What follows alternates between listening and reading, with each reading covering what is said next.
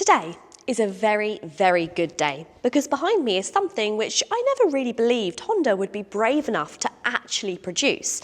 Now, let's be honest, how many times have we seen these super cool, really interesting, quirky Japanese concept cars and then they never actually make it to the UK? Well, today is different. This is the all-new Honda Super N, and not only is it real, it's coming to the UK, and I have my purse out already to sign on the dotted line.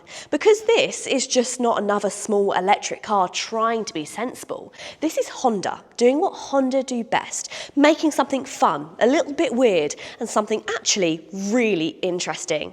Hi guys, Tish here, and welcome back to Auto Social UK.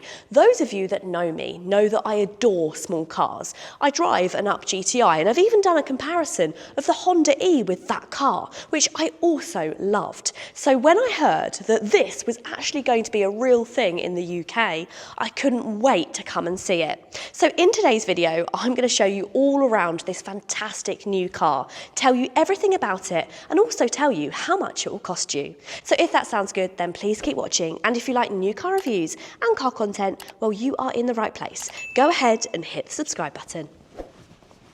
So what exactly is this little bundle of awesomeness? Well, the Super N is essentially Honda taking their tiny Japanese K-car platform and turning it into something a bit more playful, a bit more powerful, and crucially, something that works for markets just like the UK.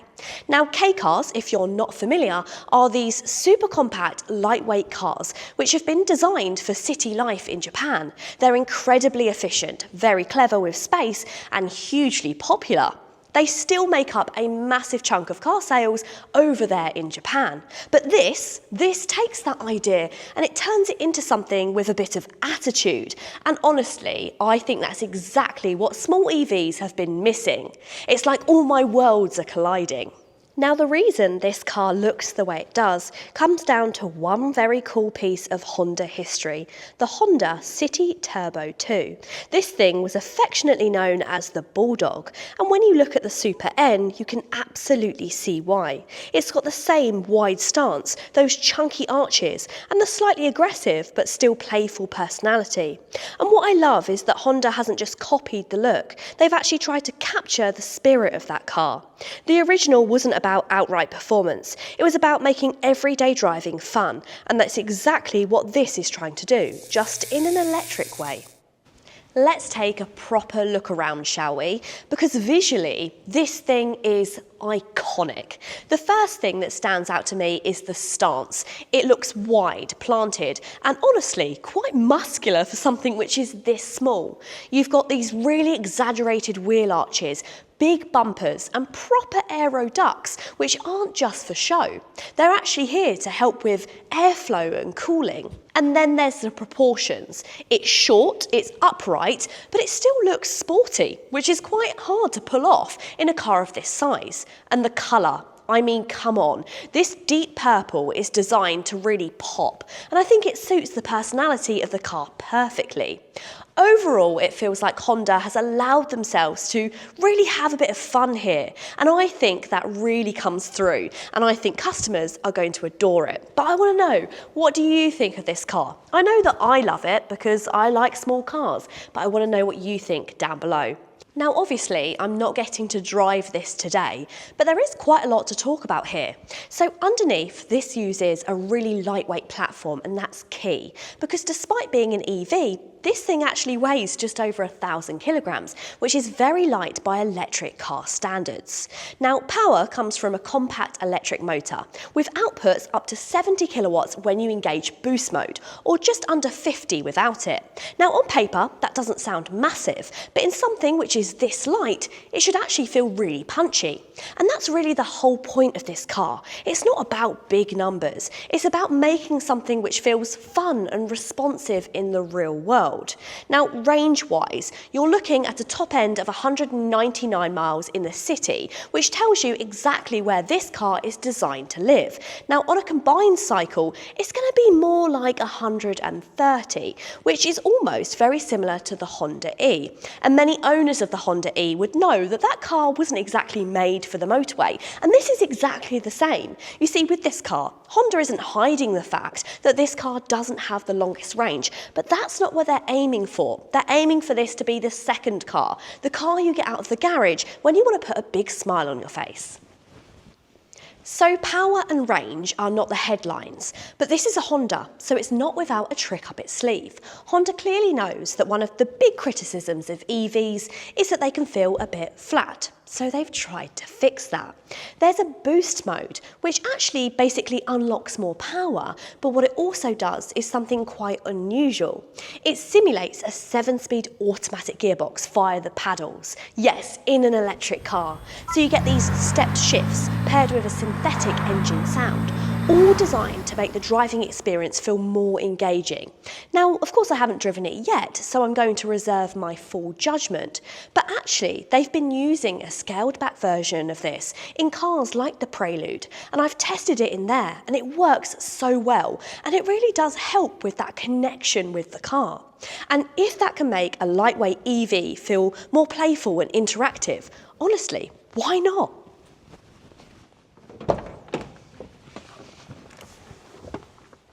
Now, despite the rather leery exterior, you come to the interior and it feels far more familiar. In fact, it carries on a lot of the characteristics of many Hondas that we know and love. So you have the same steering wheel setup, the same stop-start button, and even the same touchscreen, although this has been slightly enhanced for this generation.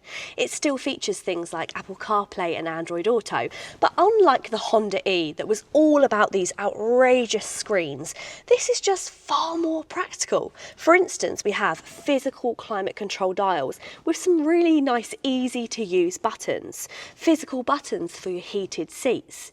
And you know the cool thing about the Honda Super N?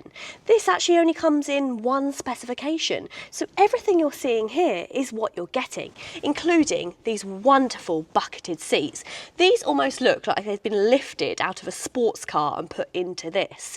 You've got this real thick bolstering, but also this really high quality velour down the centre. You have the elements of blue which give it that retro feel, the blue stitching on the white leather. I really love the fact that they could have just gone for a simple black interior, but they have brought the fun into every element of this car. And it just feels like the perfect combination. It even features my favourite thing about Honda cars, and that's the cup holder which sits just below the air vent. And you might wonder, but Tish, that doesn't really seem particularly interesting. No, it's such a simple feature.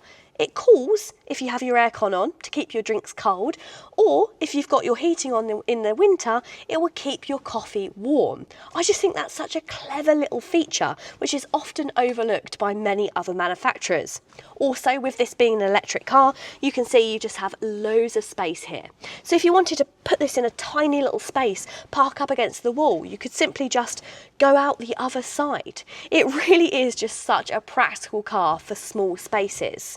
I also love the ambient lighting, and this has a really cool integrated system. So when you press the boost mode, which gives you the sound and also the power, it also changes the lighting. So it changes from blue in your standard mode, press it to put it in your boost mode, and it turns purple, just like the exterior of the car.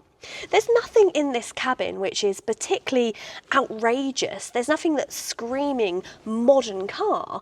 But I kind of like that about it. It's way more accessible, and it's not trying to be something it's not. Every angle of this tiny little car, I fall in love with it a little bit more. Around the back, I love this rear diffuser, and you have this central light here, which I really think just finishes off the look. But it also has quite a clean and modern design. And here's the really interesting thing. So when you open up this tailgate, It fully opens right from the bottom of the boot, and that means you have this really wide opening. Now, they've not officially given us figures for the boot space, but as you can see, I own an Up GTI and I think it's very similar in size, but it's a little bit higher than my Up. That means you can easily stack your suitcases inside of there. Now, drop these seats down and they actually lie completely flat. That improves this space even further, so you could easily slide in much larger items. And that's the thing with this K cars. They've been designed to be able to do everything. They're not just a city car. They're a city car, but they're also even a camping car. Of course, with this being such a narrow car, you do only get 2 seats in the back, but both of these seats are very accommodating and both of them have ISOFIX fitments. You can see I've got a decent level of legroom and also plenty of headroom thanks to its really cute upright stance. I think I'd be perfectly happy sitting in the back in here for longer journeys. Of course, the tallest adults are going to be a tiny bit cramped, but look at the size of it. Were you really expecting any less? But it also comes with extra surprises. So, just like all the best Hondas out there, the Honda Jazz for instance, this car gets the magic seats. And if you don't know what magic seats are, I think you're going to think that this is a bit of a game changer. So, you're able to actually lift these rear seats upwards, and that means you now have an amazing through loading section, which is great for taking taller potted plants or, well, let's face it, the possibilities are endless. Now, I know that some of my audience have disabilities. In fact, a few people have spoken to me about it and about how important it is, things that we take for granted, for example, load height. But as you can see, this space is so practical. You're able to load the back, but even flip those rear seats up to load in things like wheelchairs. It means that you can actually have something interesting despite of limited mobility. Something else really cool about this car is how it's been engineered. So this is based on Honda's N-Series platform, which is already known for being incredibly space efficient and also lightweight. But you see, this version has been widened, stiffened, and properly tuned to handle more of that performance. You've got a low centre of gravity thanks to the battery placement, and you also have improved suspension and a setup that's been both tested in Japan and also in the UK. So even though this is a small city-focused car, it's been designed to actually feel good on proper UK roads as well. And believe me, I am so excited to get behind the wheel of this little car. And this is where I think the Super N becomes something really interesting. Because right now, if you look at small EVs, a lot of them are quite sensible. They're practical, they're efficient, but they're not exactly exciting. However, just look at the feedback from the Renault 5, which they dared to inject some excitement into the segment, and this car just feels like a step beyond that. It feels like Honda is trying to bring personality back to this part of the market. And from what I've seen so far, I really think that people are going to absolutely love it. I can already read your minds. You're thinking, well, how much do I need to sign a cheque for?